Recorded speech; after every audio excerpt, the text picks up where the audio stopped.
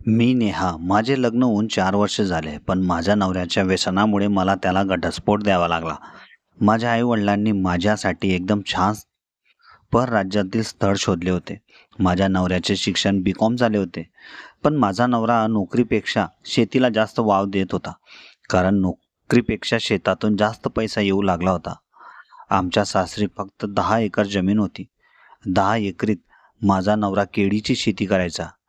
केळीच्या वर्षातून 2 बागा कटिंग करून आम्हाला जर भाव चांगला मिळाला तर 15-16 लाखाचं उत्पन्न वर्षाला यायचं. त्यामुळे आमच्या सासरच्या कुटुंबात अगदी आनंदाचं वातावरण राहायचं.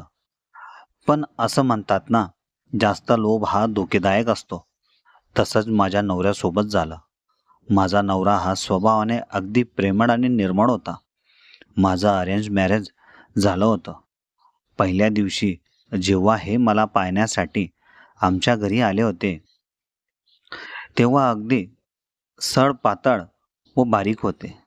आमच्या गल्लीतल्या मुलीसुद्धा मला चिडवायच्या, "काय उडदाच्या पापडसारखा नवरा मिळाला आहे तुला." त्यांच्या मस्करीमध्ये मीही त्यांच्याकडे पाहून हसू लागली होती. पण माणसाची पारख ही माणसांमध्ये राहूनच कळते. ते जरी सडपातळ होते तरी खूप प्रेम ते माझ्यावर करायचे. माझं लग्न झाल्यानंतर जेव्हा मी सासरी गेले, तेव्हा पहिल्याच रात्री माझ्या नवऱ्याने मला 1 तोळ्याच्या सोन्याचा हार गिफ्ट केला होता. त्यामुळे मीही त्यांच्यावर खूप प्रेम करू लागले होते. बायकांना माणसाच्या प्रेमासोबत जी सोन्याची आपुलकी परिधानाची असते, ती जर तिला वेळेवर मिळाली तर ती नवऱ्यासाठी काहीही करू शकते. तसेच मी सुद्धा माझ्या नवऱ्यासाठी काहीही करत होते. माझा नवरा जेव्हा जेव्हा शेतातून घरी यायचा, तेव्हा वेळेवर चहा पाणी मी त्याच्यासाठी तयार ठेवायची. त्यांच्या आवडीनुसार मी जेवण बनवायचे. मग रात्रीच्या वेळी ज्या गोष्टी अगोदर पुरुष करतात, पण माझ्या नवऱ्यासोबत अगोदर मी भरपूर प्रेम करायचे. दिवसाचा पूर्ण थकवा माझ्या प्रेमामुळे त्यांच्या कमी करायची. ते जेव्हा जेव्हा शेतातून दमून आल्यावर त्यांचं पूर्ण शरीर हे गरम पाण्याने अंघोळ करून मी शेकायची आणि त्यांचे पाय दाबायची. त्यानंतर त्यांच्या अंगाशी खेळून त्यांच्या पूर्ण शरीराला गुदगुल्या करून मी मजा घ्यायची. यामुळे माझा नवरा माझ्याविषयी अगदी आनंदात माझ्याशी वागायचा आणि बोलायचा. पण एके वर्षी माझ्या नवऱ्याने दुसऱ्याची शेती सुद्धा घरी करण्याचा विचार केला. त्यांनी त्या माणसाकडून 15 एकर शेती भाड्याने घेतली आणि आमची 10 एकर शेती, अशी एकूण मिळून त्या वर्षाला ते 25 एकर शेती करणार होते. त्यांनी पैसाही भरपूर लावला होता. त्यांना विश्वास होता की दरवर्षी ज्याप्रमाणे आपण उत्पन्न घ्यायचो, यावर्षीही त्याहून 3 पटीचे उत्पन्न आपल्या घरात येईल, याची त्यांना खात्री होती. सर्व शेतातील पेरण्या आटोपून ऐन माल काढायच्या वेळेस मध्यरात्रीच्या सुमारास मी व माझा नवरा झोपले होतो. नेहमीप्रमाणे मी माझ्या नवऱ्याचे पाय दाबू लागले होते. तेव्हाच अडवारपणे माझ्या नवऱ्याने माझ्या चेहऱ्यावर त्यांचा हात फिरवला. माझ्यात आता वेगळीच ऊर्जा व तरंग निर्माण होऊ लागली होती. त्यांना जे हवं होतं याची जाणीव मला होती, पण आज पहल त्यांनी केली होती. मग हळूहळू त्यांचा हात माझ्या शरीराच्या वेगवेगळ्या ठिकाणी स्पर्श करू लागला होता आणि शेवटी त्यांनी मला त्या ठिकाणी स्पर्श करून माझ्या मनातील प्रेम त्यांच्याविषयी जागृत केले. तब्बल 20 ते 25 मिनिटे ते माझ्या शरीराशी प्रेम करू लागले. त्यानंतर आम्ही दोघंही शांत होऊन झोपलो. रात्रीच्या 3 वाजेच्या सुमारास आमच्या गावात इतकं जोराचं वादळ आलं की अक्षरशः घराची पत्रे उडू लागली होती. सर्व लोक सैरावैरा पडू लागले होते. मध्यरात्रीची वेळ असल्यामुळे काही लोकांना झोपेतच भरपूर जखमा झाल्या होत्या. हवेचा स्पीड 100 किलोमीटर प्रति घंटा असा होता. साधारणतः अर्ध्या तासानंतर वाऱ्याचा वेग कमी झाला. सर्व लोक एकत्र येऊन घडलेल्या प्रकाराची पाहणी करू लागले. गावातही भरपूर नुकसान झाले होते. मातीची घरं कोसळली होती. ज्या लोकांची घरावरील पत्रे उडाली होती ते लोक आपापली पत्र शोधत होती. रात्रभर कोणीही झोपलं नव्हतं. सकाळी जेव्हा माझा नवरा शेतात गेला तेव्हा पूर्ण किडीची बाग कोसळून जमीन दोस्त झाली होती. अक्षरशः माझ्या नवऱ्याने कमवलेली सर्व जमापुंजी त्या बागेसाठी लावली होती. कारण ज्यांच्याकडून शेती घेतली होती पैसे तर त्याला द्यायचे होते. म्हणून 10 एकरपैकी 3 एकर शेती आम्हाला विकावी लागली. आणि त्या झालेल्या नुकसानाचे माझ्या नवऱ्याने मनाला फार वाईट वाटून घेतले. त्यामुळे त्यांना दारूची फार वाईट सवय लागली. ते व्यसनाधीन झाले. ते माझ्याशी नीट वागतही नव्हते. मी त्यांची इच्छा पूर्ण करायला तयार होते, पण त्यावरही ते माझ्याशी भांडायचे, मला मारायचे. असा त्रास त्यांनी मला महिनाभर दिला. त्यांची तब्येतही आता भरपूर खराब झाली होती. सकाळपासून तर रात्रीपर्यंत ते नशेतच राहायचे. त्यामुळे अशा नवऱ्याचा मला कंटाळा येऊ लागला होता. म्हणून मी माहेरी जाऊन आई वडिलांना सांगून माझ्या नवऱ्याशी मी घटस्फोट घेतला. आता मला 1.5 वर्ष माझ्या नवऱ्यापासून वेगळे होऊन झाले होते आणि येणाऱ्या 10 दिवसात माझ्याहून लहान भावाचं लग्न घरात होणार होतं. घरात सर्वत्र आनंदाचे वातावरण होते. पाहुण्यांची गर्दी हळूहळू घरात वाढू लागली होती. म्हणून घर कसं भरलेलं वाटत होतं. माझ्या माहेरचे घर अगदी लहान होते. म्हणून पाहुणे मंडळींसाठी आम्ही गेस्ट हाऊस बुक केला होता. काका काकू मामा मामीच घरी असायचे. बाकी सर्व पाहुणे गेस्ट हाऊसवरच मुक्कामाला होते. काही दिवसानंतर भावाचं लग्नही थाटामाटात झालं. लग्नात सर्वांनी भरपूर मजा केली आणि नवीन नवरी आज आमच्या घरात पहिलं पाऊल टाकणार होती. नवरीच्या वेशभूषात वहिनी अगदी सुंदर दिसत होती. दादा आणि तिचं जोडं अगदी खिलून दिसत होतं. काही दिवसानंतर आलेले पाहुणे हे आपापल्या घरी जाण्यासाठी निघू लागले होते. घरात फक्त मामा मामीच जायचे बाकी होते. उद्या संध्याकाळपर्यंत तेही निघणार होते. त्यानंतर घर अगदी रिकामे झाल्यासारखे वाटू लागले होते.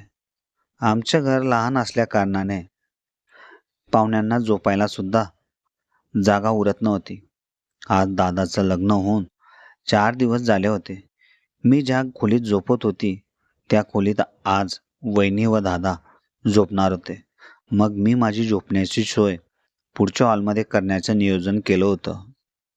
रात्रीच्या वेळेस सर्वांनी मिळून जेवण केले आणि आपापल्या खोलीत झोपण्यासाठी गेले. माझी जागा बदलल्यामुळे मला झोप लागत नव्हती. साधारणतः 12 वाजेच्या सुमारास दादाच्या रूममधून कुजबुज करण्याचा आवाज येऊ लागला.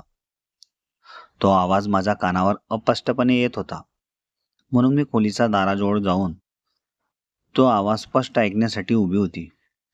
ही कुजबुज मला माझ्या त्या दिवसाची आठवण करून देत होती.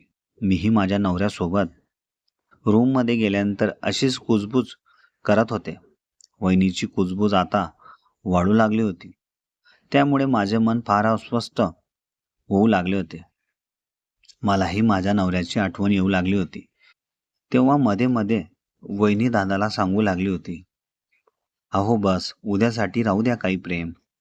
त्यानंतर मी माझ्या जागेवर येऊन झोपण्याचा प्रयत्न करू लागली होती, पण झोप काही लागत नव्हती. सतत नवऱ्याचा विचार व त्यांच्यासोबत घालवलेले ते दिवस मला सतत डोक्याला त्रास देत होते आणि त्यात वहिनीची कुजबूज माझ्या डोक्यात गुंगत होती. काही मिनिटे विचार करून आईबाबांच्या रूममधूनही मला कुजबूज ऐकू यायला लागली होती.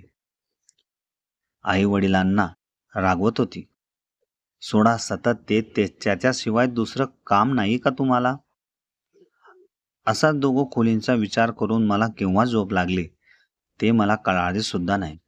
सकाळी उठून पाहिलं, आई व वहिनी अगदी आनंदात दिसत होत्या.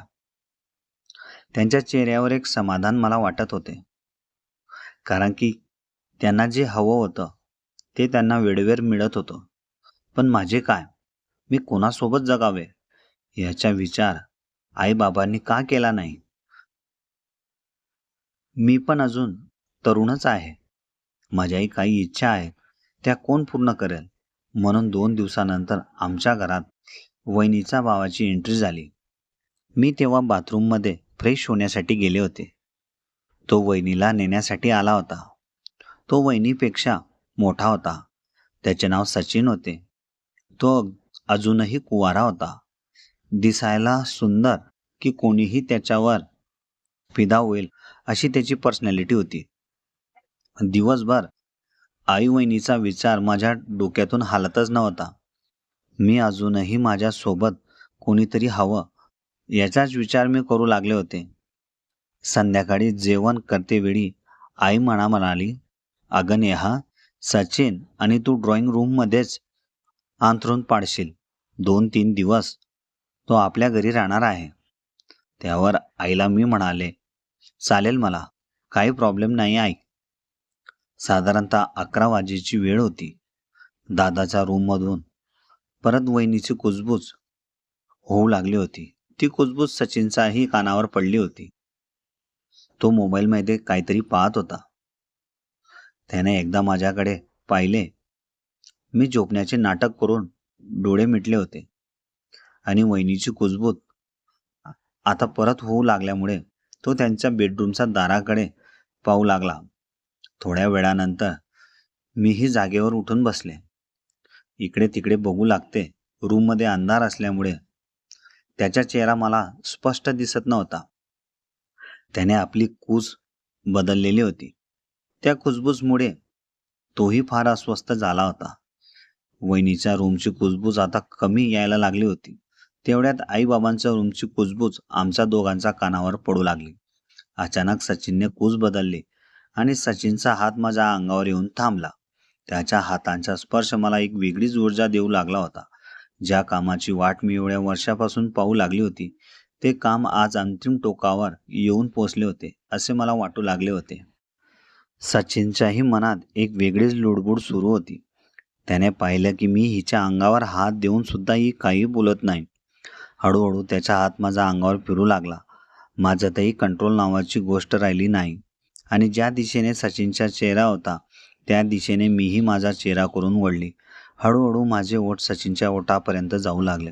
सचिनच्या श्वासात आता भर पडू लागली होती, म्हणून तोही त्या क्षणाची वाट माझ्याकडून पाहत होता. आमचे ओठ एकमेकांच्या फार जवळ आले होते. अचानक माझा हात त्याच्या पाठीवर फिरला आणि तो माझ्याजवळ येऊन त्या गोष्टीची मला अपेक्षा होती ती गोष्ट करू लागला. त्याने आपले ओठ माझ्या ओठांवर ठेवले. 10 मिनिटांपर्यंत त्याने माझ्या ओठांचा रग चाखला.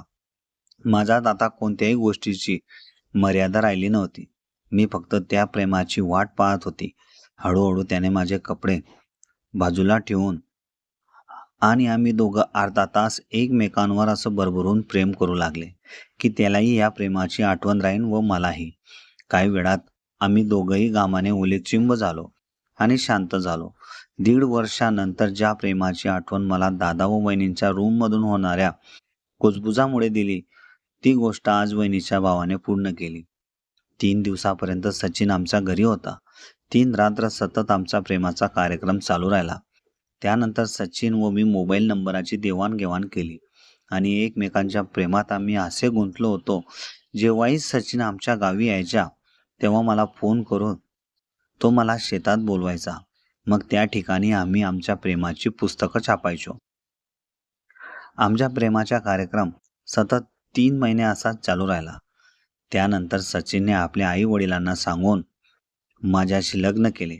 आज मी सचिनच्या प्रेमात एवढी वेडी झाली आहे की तो माझा नवरा असताना सुद्धा आजही मला त्याची आठवण ज्या वेळेस तो पहिल्या दिवशी आमच्या घरी आला होता आणि त्याने एका अस्वस्थ बाईला भरपूर वर्षानंतर प्रेम करून कसे खुश केले याची आठवण मला येत होती.